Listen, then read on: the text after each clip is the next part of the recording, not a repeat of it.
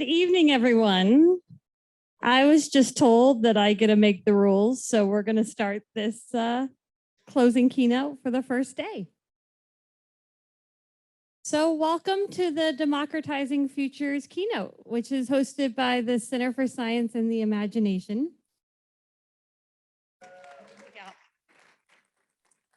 My name is Ruth Wiley. I'm the assistant director at CSI, not the TV show, the center. And we are celebrating our 10th anniversary as a center. We first launched in 2012, and we are a place where we create inspiring, inclusive, technically grounded visions of the future. And we often do this through books and comics, curriculum, performances, research projects, panels, lots of different events. And we are really thinking about what the focus of our panel should be tonight. And I know I'm speaking to a lot of experts here, so this is probably not going to be groundbreaking. But we've seen over the past years that futures thinking is becoming increasingly popular approach for strategic planning for a range of organizations. So this can be government agencies, nonprofits, militaries. And what we want to consider is how do we use these methods, and especially methods that use storytelling and creative collaboration, and how do we make them available and useful for individuals? We want to think about how futures methods might be more approachable and how we can bring more people to benefit from the great work that's being done here. So tonight we're presenting this session with the hope of really opening up a dialogue. We had some great sessions today, and we started some great conversations, and we want to continue those conversations over the next couple of days. And so we thought it'd be fun to bring together some of our favorite collaborators here from ASU and great thinkers about futures and foresight and bring them together in one conversation. So I'm going to introduce them soon. But we were also thinking that if we're talking about democratizing futures and bringing in lots of voices, we wanted to bring in lots of voices. So we reached out to some of our favorite far-flung collaborators, folks that we've worked with across the US and internationally.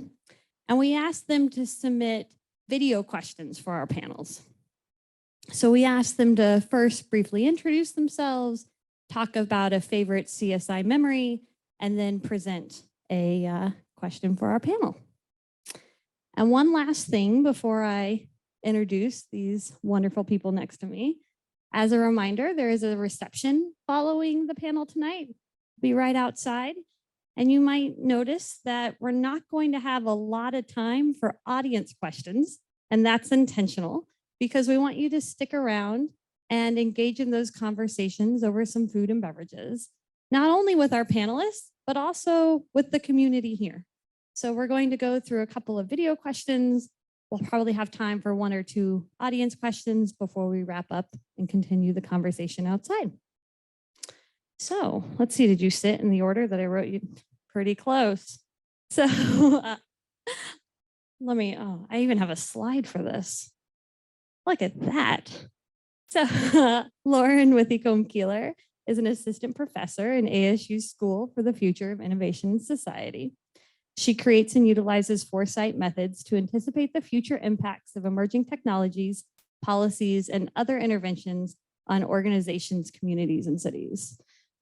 I need to take a little break here because we were talking this morning about giving all these introductions for all the amazing people that we're spending time with. And I said that sometimes when I do introductions, I just like to make something up and see how the person reacts, especially with their friends. But fortunately, Joey wrote these introductions, so they're all factual based and not just completely made up. But thanks for joining us for it. Punya Mishra is an Associate Dean of Scholarship and Innovation and Director of the Learning Futures Group in the Mary Lou Fulton Teachers College at ASU.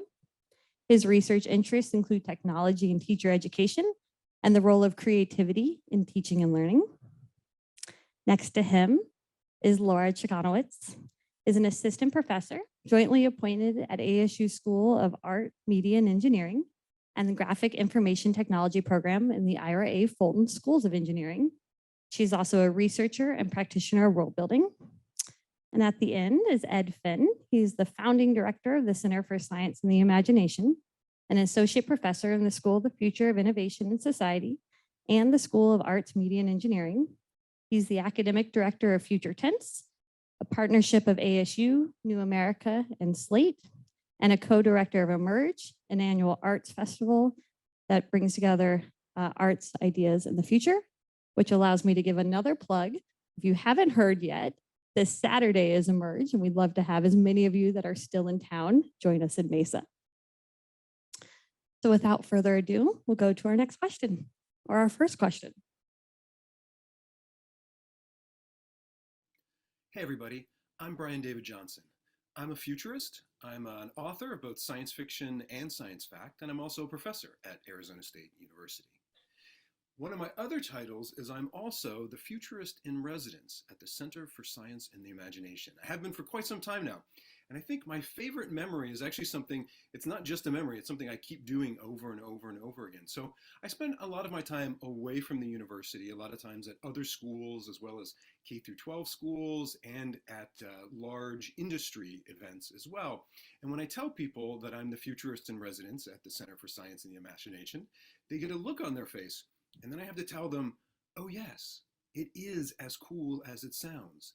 That there is a real place on Earth where science fiction authors get together with scientists and engineers and activists, and we actually use science fiction as a tool to talk about and build the future. It's really great because you actually get to tell people that this place actually exists and it is as cool as it sounds. And it's something that I'm always very proud to be a part of and very proud to do, to go out and be an ambassador for the center. Now, my question for the panelists really goes back to kind of what I do as a futurist. So I'm a very particular type of futurist. I'm not only an industrial futurist where I work with corporations and the military and governments, but I'm also an applied futurist, which means I work with organizations. So I don't just do a big broad future. I work with an organization to model the future for them, whether that be a future casting or a threat casting, whether it be positive or negative futures. So my question to the panel is, as you start thinking about the using narratives, how are you democratizing futures, how are you bringing together participatory design, all those different areas, my question to you would be, how can we enable people to then apply that?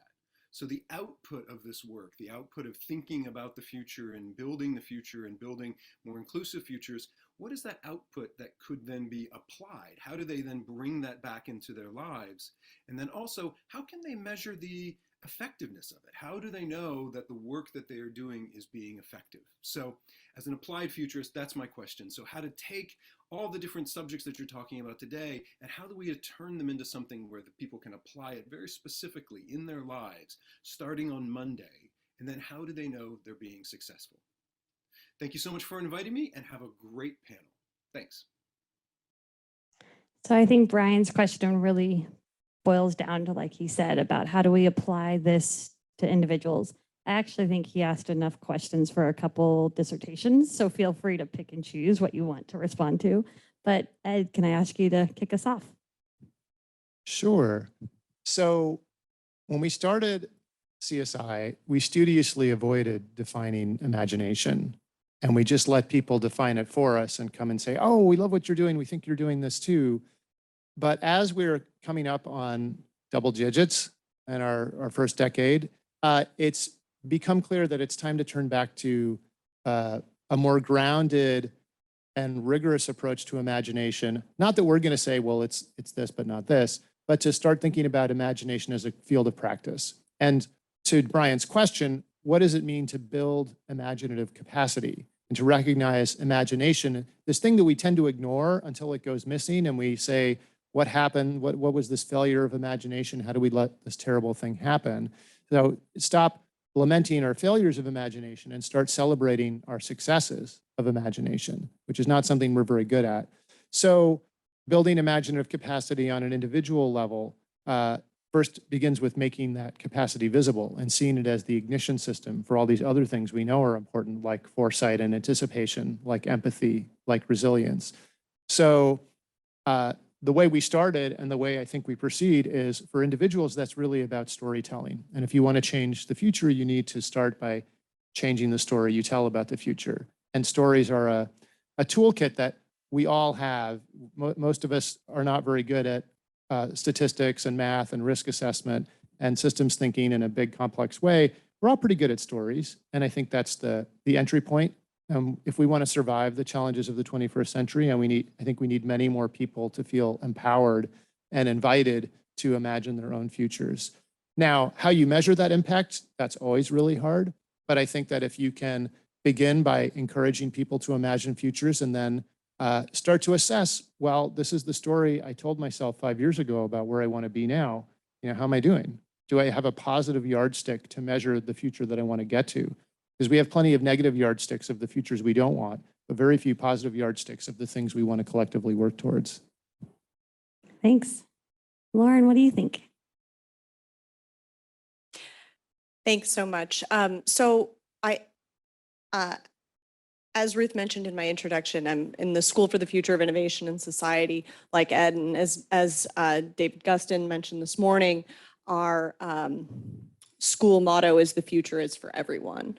And turning that, sort of operationalizing that, I think there's two really important stances that we take, and that is how we think about the future matters, and that's what Ed is talking about, and then who thinks about the future matters.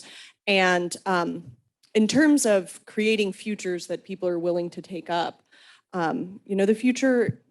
the future doesn't exist. It's an imaginary concept that we enact for specific purposes, and it's really hard to create futures for others and then sell them to them.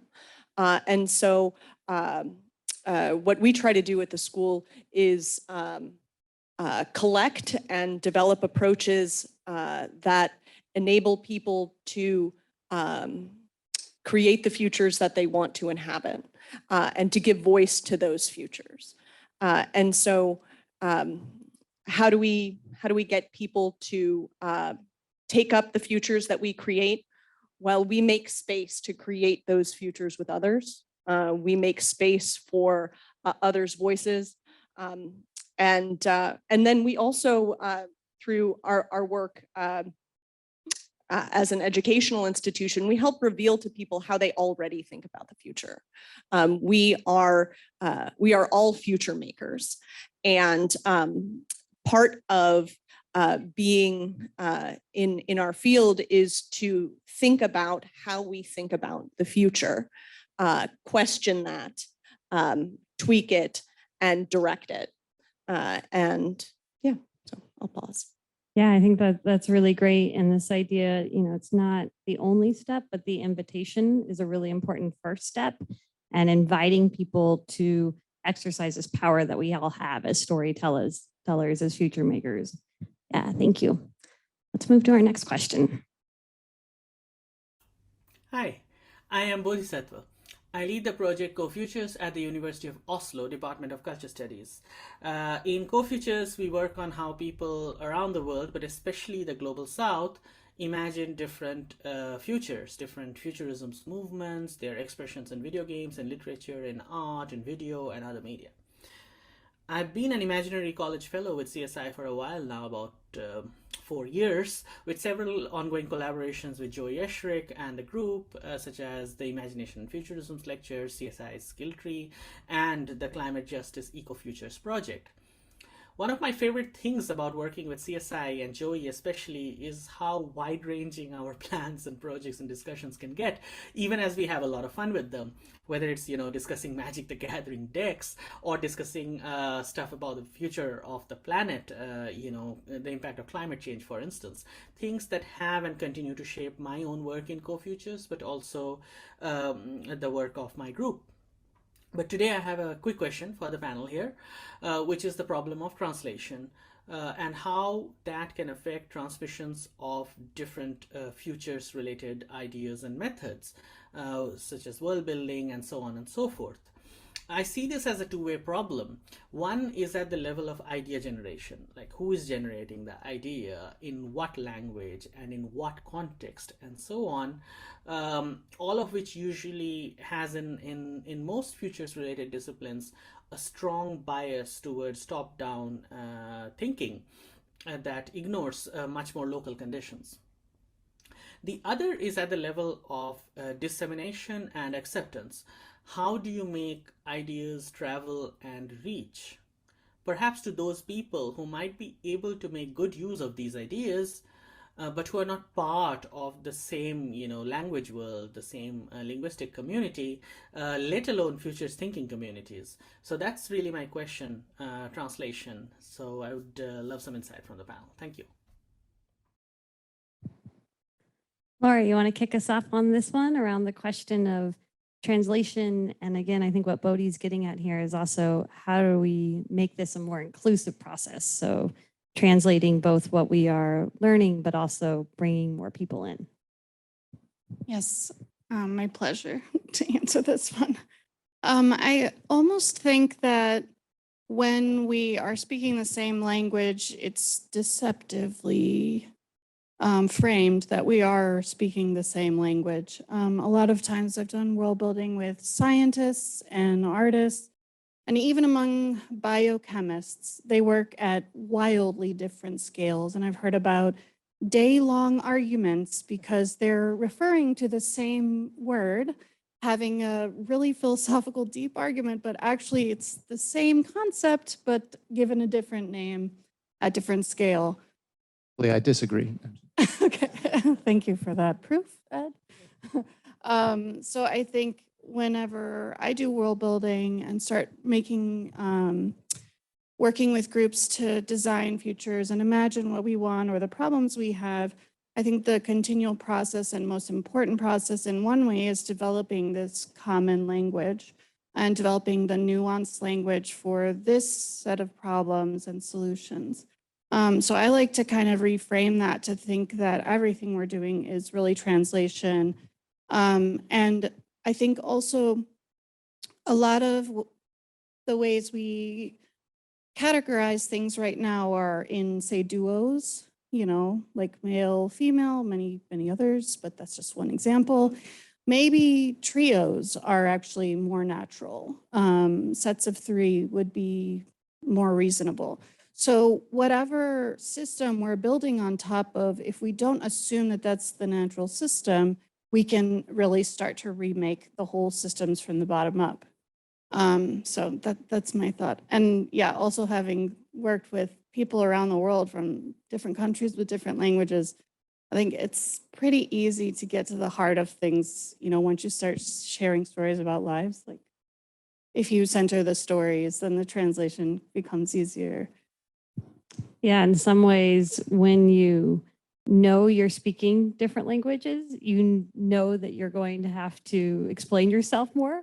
So the translation issue, again, not easy, but sometimes a little easier, where if you go in thinking you have a shared language, that actually hide a lot of those assumptions. And I think you're right on that. Punya, other things to add? Sure. So I loved something you said, which is that everything is translation. Like, stuff that's in my head coming out as words, it's getting translated in your head in some shape or form, right? I think that's a very provocative idea in there.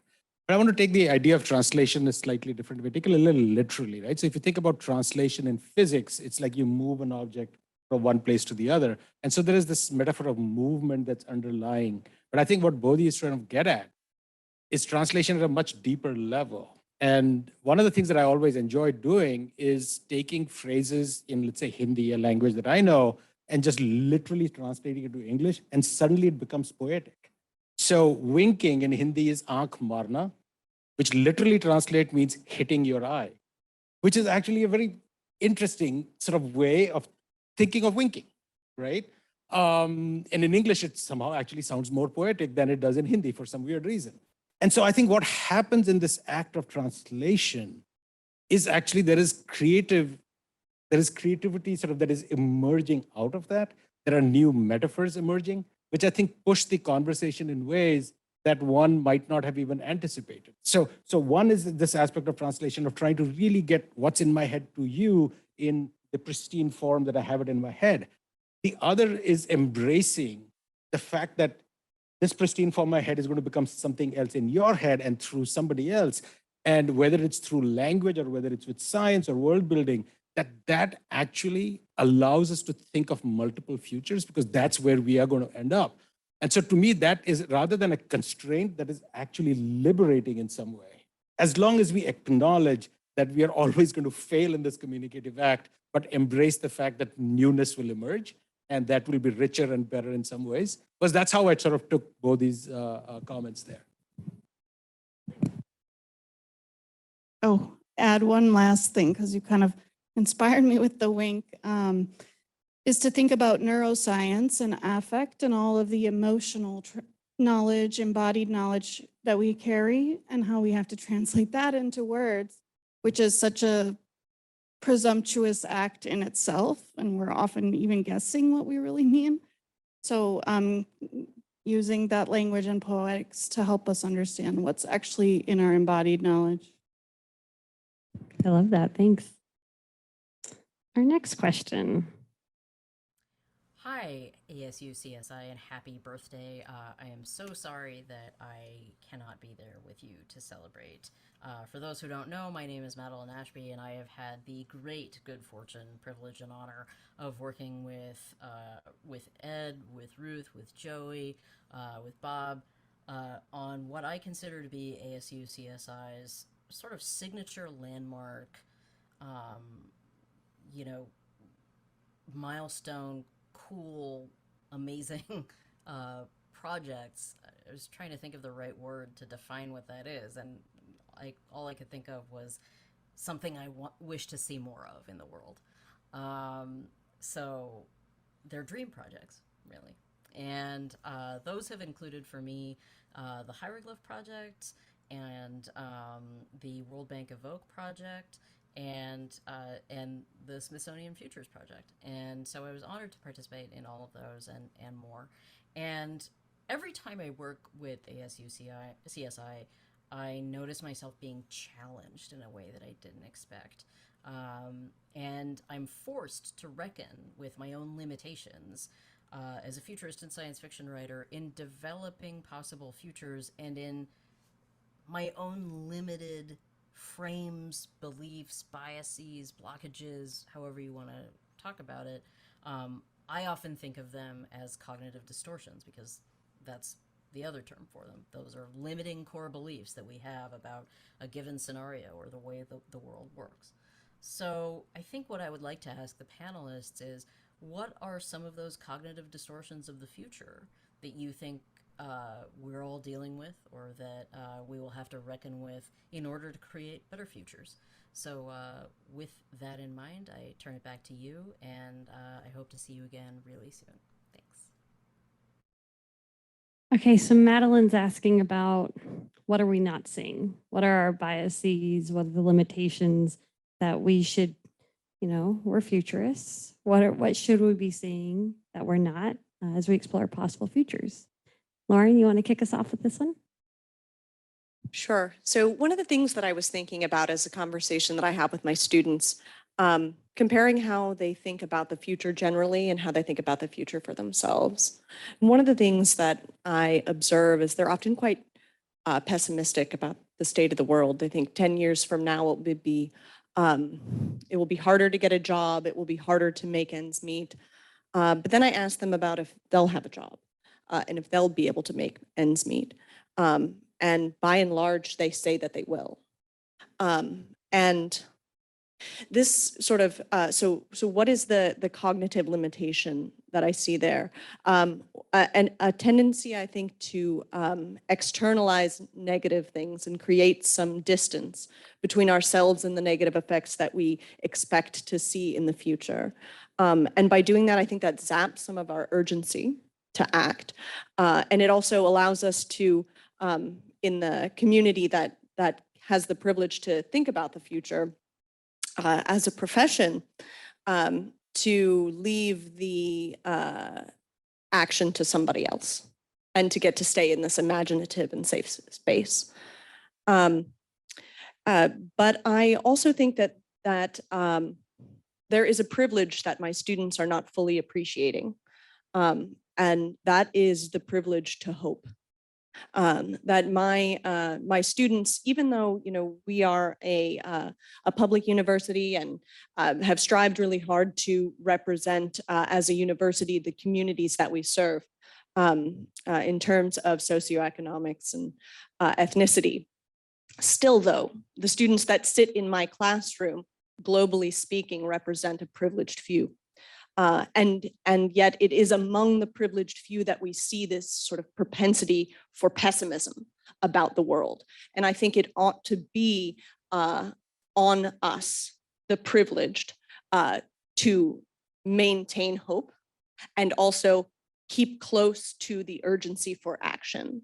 And so I think that in terms of biases, staying othering action and maintaining hope, not just for ourselves, but for things to get better is crucial. That's great. Thanks. Laura, how about you with some of the work that you've been doing with world building? Yeah. So I think, obvious bias that comes to mind always is confirmation bias. So just understanding that people have the way they anticipate things going, and then they'll be more likely to look at the future, watching it going in that direction. And our language, as we discussed, can also confine us to those confirmations.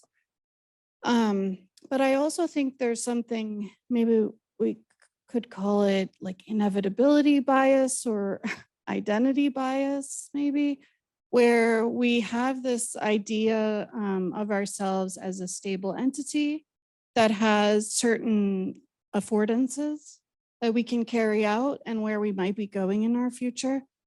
So in my work, working with people with disabilities, often we have this moment of crisis when your identity collapses, falls apart, and then you come to understand that you were always far more expansive than you ever thought and had such greater capacity than you thought.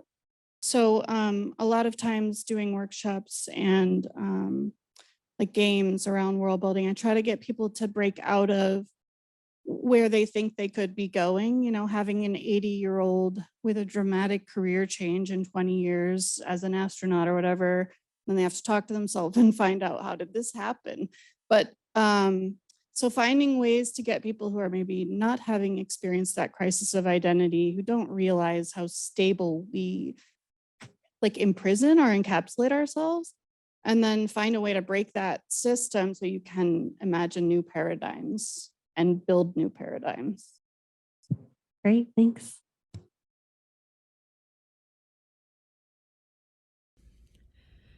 Hi, my name is Brenda Cooper, and I am a science fiction writer, a technologist, and a futurist who's really interested in how do we build a better future, and how do we keep hope in times that sometimes don't look particularly hopeful.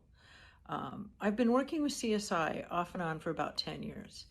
And the most interesting thing out of many that I participated in was a full day of talking with and hearing from a number of scientists about climate change and learning a lot. And then going out into the desert to this place called Arco Santi, which basically represents a previous generation's vision of what might be a more positive future. So we sat there and imagined and worked on some of our own visions about a positive future.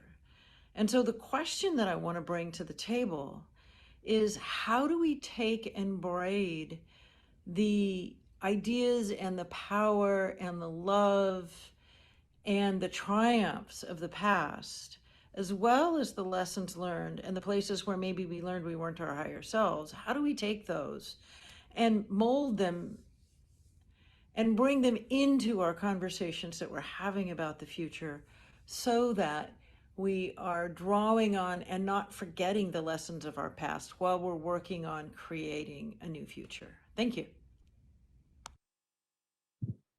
I love this question because I think it is so important that when we're thinking about futures, we're not ignoring all of the past. And Punya, you want to respond first on this one? Sure. So there were, as I was thinking about this question last night, a couple of sort of images came to mind, strangely enough. And one was the most famous jump cut in the history of film, which is from Stanley Kubrick's 2001, where this ape, having beat down another ape or whatever, he throws this bone up in the air, and this bone is going up against the blue sky in slow motion. And there's a cut to a spaceship in the darkness of space. And it sort of connects the past of the human sort of race to sort of the future. And I was like, that is such it's a brilliant cinematic move. And then that got me thinking to Arthur C. Clarke's book called The Lost Worlds of 2001, where all these conversations that he had with Kubrick as they were writing the script for the movie. And what Kubrick would keep doing is take away. Like he would have too much detail and Kubrick like, nope, take it away, take it away. So you never see what the monolith actually teaches and so on. And so the idea of that the future is something that, that as we try to imagine it, like how can we think about it in ways that don't constrain us? And I think what Kubrick was trying to do was tell too much of a story, And the other thing that struck me was, and he's sort of out of fashion in weird ways in India right now, is Jawaharlal Nehru, the first prime minister, who truly understood India's history and understood where in the cusp of history in 1947 we stood as a nation. And one of the things, and I tried to find the quote, I couldn't find the exact quote, but he said something, and I read it many years ago, and it's always stayed with me, that we have to have our feet firmly grounded in the past and ourselves here in the present with our eyes always on the future.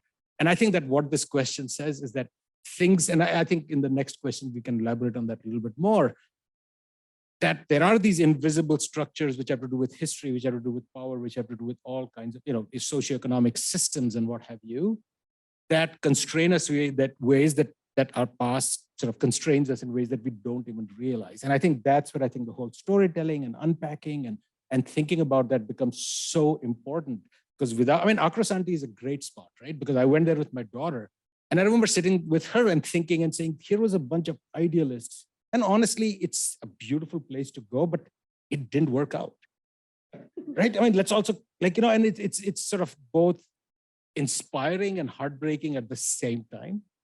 And I think that and that's a legacy of who knows what economic blah, blah, blah structures that allowed that to both flourish and then not.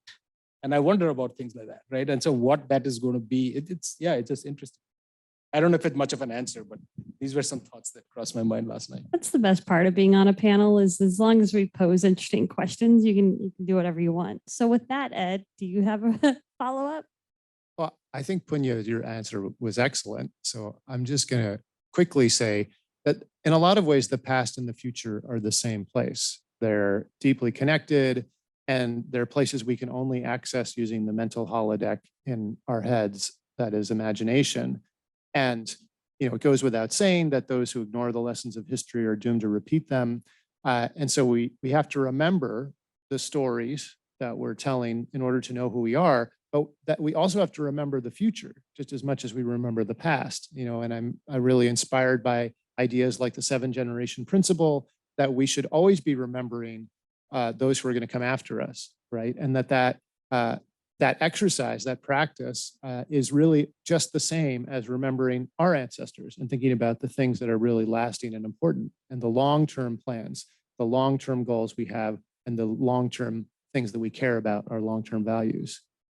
Can I just add one thing? And this comes from sort of my background, which is in the field of education. And in some ways, education, if anything, is always about the future, and it's always with hope. Because if we didn't have that hope, we didn't have that, why would we educate? Why would we build schools and colleges and universities and libraries and all of that? And I think, and that's, again, another connection to our past and our future. And these are contentious issues. And you can just look at the political landscape about the stories that we tell and what are the right stories there. In some ways, they're not about the past. They're really about defining what our future should be, or can be, or cannot be, should not be, right? I think that's really interesting. So, yeah. Laura, were you going to jump in there? Or am I misreading body signals? Let's jump to one more question from our pre-recorded, and then we'll turn to the audience to take a question or two before wrapping up. Hi, everyone. My name is Vandana Singh, and I'm a writer of speculative fiction. I'm also a professor of physics and environment at a small and lively public university near Boston, Framingham State University. I've had a number of wonderful collaborations with the Center for Science and Imagination. And among those memorable moments, many memorable moments, is one that stands out in my head at this time, which is when CSI folks took us back in 2016 to the top of a mesa in the experimental city of Arco Santi. And there we pondered the 200th anniversary of the year without a summer that afflicted Europe back in 1816 and thereabouts, and which also prompted Mary Shelley to write Frankenstein. So we pondered the past, and at the same time, we pondered the future, the dire futures that confront us today. And so that kind of brought home to me how the past and the future are co-present, always in the present. And also that it's not just the past and the present that have been colonized, but the future has also been colonized. So in other words, when we think about the future, when we think about the polycrisis that confronts us, of which climate change is a very, very important element, but not the only element, then we inevitably have to think about power. We live within hierarchical power structures, destructive power structures, and it can be argued that it is these power structures that devour people, the so-called natural resources, other species, and the planet that are directly responsible for the climate crisis. So why is it that we seem to not pay enough attention to power as not only a deterrent to the kind of action we need for the kinds of futures we want, but also something that actively co-opts the discourse and co-opts and colonizes our imagination? So why is it that we are somehow power seems invisible, even though, and perhaps because it is our default, it is the air we breathe. And if that's the case, then what can we do to make power structures, hierarchies visible and contestable so that we can think about alternatives in the future, so that we can truly decolonize the future? So that is my question to the panel. Thank you. I think that a lot of the themes that Vandana brings up here also relate to the language question and around things that are hidden. And Laura, I was wondering if you want to kick us off on thinking about how do we make these things more visible? How do we decolonize futures? Yeah, and it's such a big and important question, I guess. We didn't throw any softballs at this panel here. They're all pretty big questions. Yeah, I think we've all had like administrative run-ins with power structures, and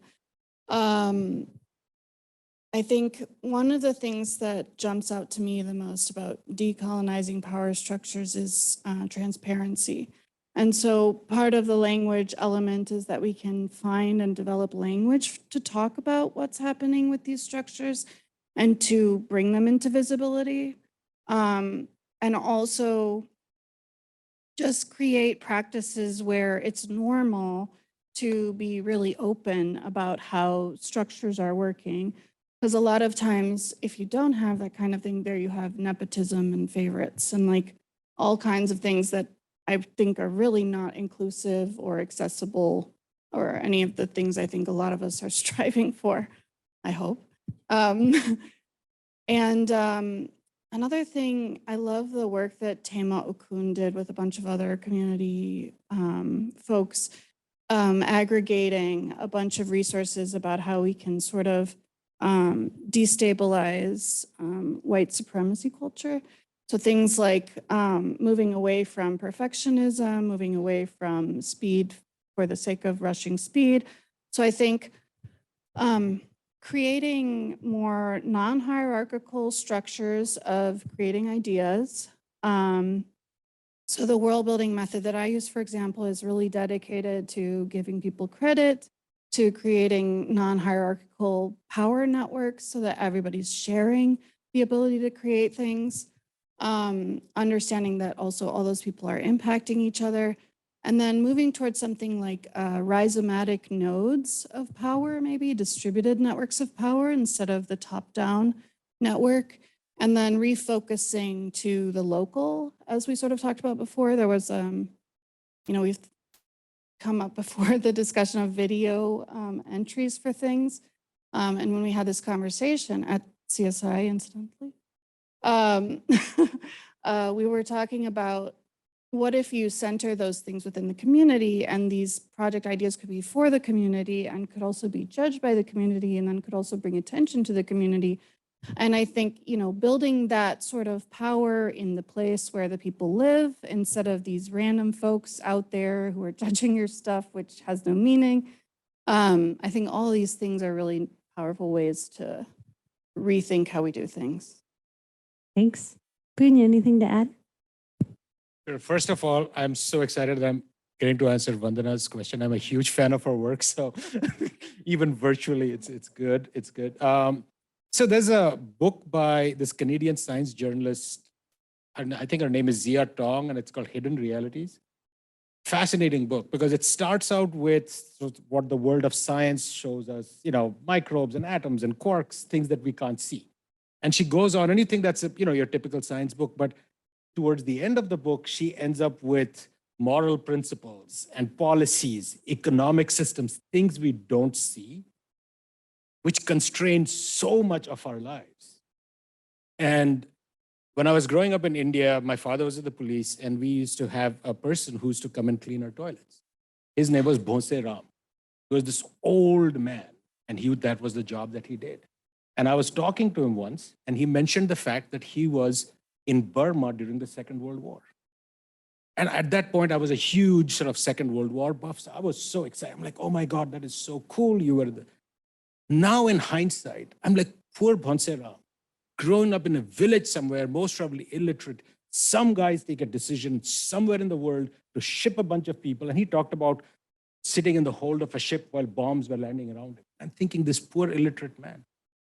Like, he had no idea of the systems, the structures, the economic, the colonial, blah, blah, blah, which put him in that spot, right? And that's where I think what Zia Tong's book does is reveal, help us see that a lot of the things that we take for granted in the world around us, this is just made up. And so this is like the theme of my class I teach on education and design. It's like, this building, this university, 50-minute period, the Carnegie unit, all of these are made up. But once we have made them up, we make them real. And now the Carnegie unit is real. Try to talk to an administrator about, could we get a micro-credential going, right?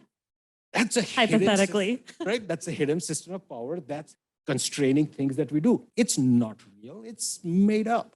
And I think that's what I think futurist thinking and so on pushes us, world building pushes us to do, is say, what are these things that we made up that we're just taking for granted? Because they don't exist. There's a tree in this world out there, there's a galaxy, Carnegie unit, not so much. And I think that sort of unpacking that, I think, can be really powerful. Yes, please. Always inspiring, Punya. The last thing I wanted to say about that is I do think that, when you look at people with invisible disabilities, the hidden folks of our society, I think, are in a lot of their life experiences exposing these structures. So when we look at and to speak to these people, they know a lot more than the rest of us. Add one thing. I mean, the whole disability issue is so fascinating, right? Because we built buildings up, like, first floor, second floor. Suddenly, we created a class of people who are disabled. If you're in a wheelchair, now you can't go upstairs. So we have, so I mean, even that is a constructed thing. It's constructed based on, like, we could build high rises only when the telephone was invented. Because otherwise you had somebody running up and down carrying messages, which was like, okay, healthy for you, but doesn't work as a system. So I think that's the kind of questions we can ask ourselves. Like, what does it mean if all houses were ranch houses? A whole bunch of people we consider to be disabled are not. In schools, we have special ed technology. What if we made text-to-speech available for everybody? Suddenly you find a whole bunch of kids who you don't fall under any reading disability label, prefer using that. Now you've removed the reading disability as being a construct, right? I mean, those are the kinds of things I think that as educators that we need to start thinking about. How are we creating these constructs, which and then constrain, and then we have to create special, it's that whole loop that starts up. I had a not wholly unrelated thought about decolonizing futures that I just wanted to slip in there. And that was, earlier I had said, the future doesn't exist. It's an imaginary concept. But I think it's really important to say that just because it's imaginary doesn't mean it's empty. And a colonial approach treats spaces and people and geographies and spaces as if they're empty. And if they aren't empty, they need to be cleaned in order to be populated with new ideas and new people and new spaces. And I think that future studies and engaging with the future needs to take great care not to treat the future as an empty space, but actually as a space that is populated with the diverse ideas and visions of an incredible range of very different people. Every time we create futures, we create the structures that you're referring to.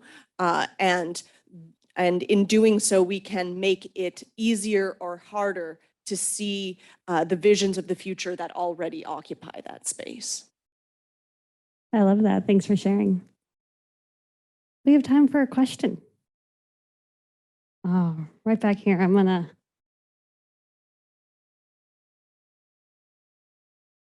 For the recording. Oh, thanks. Yeah, thanks so much for all of your responses to the questions. So I work in design research, and I think one of the things that I've seen with the rise of like participatory methods and I think trying to decolonize design is, I guess, what I'd call, I don't know, participatory or like decolonization theater. So I'm really curious to know what mistakes or actions, like kind of looking back on your work and things you've seen, would you advise people to either like to avoid, or a question you would ask yourself when pursuing this? And then maybe if there's an example that really, I guess, maybe shines out to you from like your work here, that you think is a positive example of doing this in a meaningful way.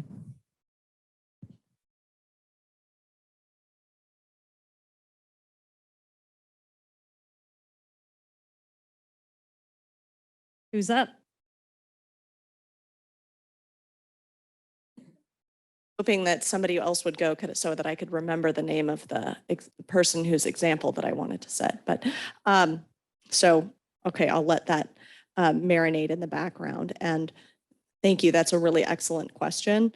And I think that's sort of the right question to begin with. What are the mistakes that I'm going to make as I walk down this path? So I think one of the common mistakes in a sort of colonial futures approach is to start with your methods. Say, I know how to do these things, and they offer something. And I think a better approach is to start with listening and see where opportunity can arise through that listening and conversation. It's not to say that the tools of a sort of Western-born futures approach cannot be used in a manner that is decolonial, but to begin with those tools rather than the knowledge of the place that you're working in is I think to make a sort of fundamental mistake. And then I'm going to marinate on the example of decolonial futures. Maybe Martine's in here and you can remember the name. Pupilbish, thank you. Ed, did you have something to jump in on that, or? Can, but we could take another question too. Yeah. We jump to our final question? Yeah. We got to start the reception on time. So again, I'm going to ask you to save your questions. We're all going to move over here, but we chose the final question to end on a feeling that we've also touched on already, this idea around hope. So we're going to play the final question, hear from all our panelists, and then we'll continue this conversation at the reception.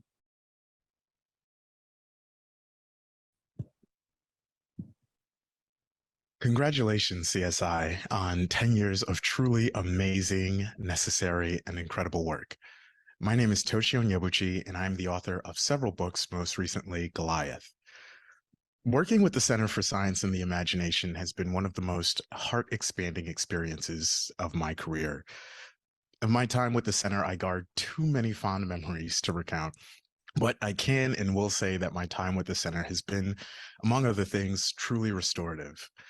We engaged in a collaboration with the Smithsonian at one point in the pandemic when I'd lost faith in so much, particularly in humanity's capacity to meet the massive challenges that endangered us. But writing those short stories and interfacing with those research teams, all of that restored not only my hope, but my capacity to hope. So my question is as follows. Thinking about the future, or futures multiple, where are you specifically and individually locating your hope? Thank you.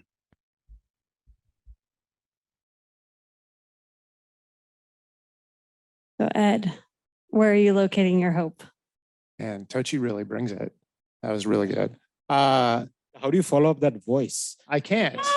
I can't at all. But I'm really glad we got to hear that. So I put my hope in first young people that I see contending with this world that we're living in, my students, my own children, young people around the world who I think are, first of all, everybody starts out with this imaginative capacity, and then somehow we seem to pound it out of so many people through formal education, through all of those imaginary structures that Punya was talking about before, of jobs and colonizing entities and enterprises and hegemonies. But I feel maybe this is just my own hope showing through, but I feel like I've seen a lot of young people stepping up and rejecting those premises and starting to tell new and different stories about the future and questioning some of the words and assumptions that underlie so much of the world as it is. So I see a lot of hope in them, and I see hope in this sort of slow, gradual turn around the world to start to see some of our collective global crises as collective global crises. Just starting to see some of these problems as Vandana put it, as a poly crisis, that they're linked. They're all of our problems. They're not something that can be neatly tucked away or put off to the side somewhere. And that they're not hopeless, that there's a lot of opportunity, there's a lot of excitement, there's a lot of potential out there. We have to hang on to that.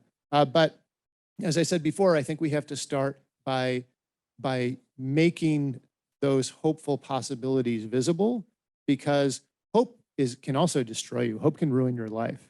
Talk about Mary Shelley, someone who had an incredible, amazing life and also a really difficult one, and someone who really modeled the bravery of hope. So hope is powerful. Hope is, I think, irrepressible, and maybe I think it's deeply connected to imagination. It's one of the things that makes us human. Most animals, if they realize that they're in a trap and they're never going to get out, or they're sort of, they see death coming, there's an instinct to just sort of give in to that. Humans don't do that. We just keep struggling against impossible odds, and we end up doing impossible things for good and for ill. So I think that capacity that I see in young people, that I see in the edges and in new ways that we're telling stories about the world as it is now, amidst all of our crises and challenges, that's where I see hope. And I see that those are, the more individuals and communities in all different shapes and forms in all different places are starting to tell their own stories about the future, that's what really inspires me. Thanks. Laura, how about you? Where do you keep your hope? In my back pocket. Yes. So when I went to the Dubai Future Forum recently, which I really enjoyed, I connected to my friend Sultan Sharif and connected with another woman, Saran Dalkiran, and she's thought a lot about the future of business and the future of leadership and new paradigms of leadership. So I'm going to return to that. Sultan has been doing some work at the MIT Hackathon, and it happens over MLK weekend. And then talking to Sultan, realized that, you know, MLK is a futurist, and one of probably our most well-known, popularly known futurists. And so when I think about the ability to displace and democratize future thinking to everyone, I start to get hopeful when I think about the way that our stories are shifting from individual storytellers to collaborative story networks, even in things like our Marvel universes with like TV size movie structures. I think that we're moving into this collaborative storytelling world where all types of people of many different ages are making the stories and the futures together and starting to find a new way to build what's possible. So I feel so much hope there. And when I talk to Saran and Sultan, I imagine this again like a rhizomatic network, and a network of networks where, say, you can find everyone who's interested in play, from policymakers to artists to sound designers, but maybe there's a place where you can connect to them all. And, you know, a creator from South Africa may connect to someone from China and someone from America. They found each other in some node, and then they can create a company together. And if there's a network, a place where they can meet, and then create these potentials that are happening from the ground up without the power structures that we usually have, where you need like money to connect that way, then I think we have a lot of hope and potential for people to make change. That's great. Thanks. Punya, how about you? So I have a friend who heads the Azim Premji Foundation. It's a foundation in India, works with education in some of the most difficult sort of regions of the country. And he was on a panel at AERA, which is the American Educational Research Conference, which is like a big conference for us, with some other donors and so on. At some point, somebody asked a question to the panel, how do you know that the intervention or whatever you're funding, you know, that you're done and you move on? And his response was, how can you move on? These are my people. These are my children. This is my future. It is their future. You cannot move on. So my response to the hope question is education, by definition, is about hope. Otherwise, you wouldn't do it. And I don't think there is a choice. It's like you have to hope and you have to work at it. You know, whether it's through world building or whether it's through education or whatever you do, I don't think it's a choice. That's what I'm trying to get at. Lauren, how about you? Building on that, hope not being a choice, I actually think hope is a responsibility. So when I was talking about my students earlier, you know, I think that it's common for them to feel like pessimism is a check on their privilege, that they understand that they have it good in a world where things are bad.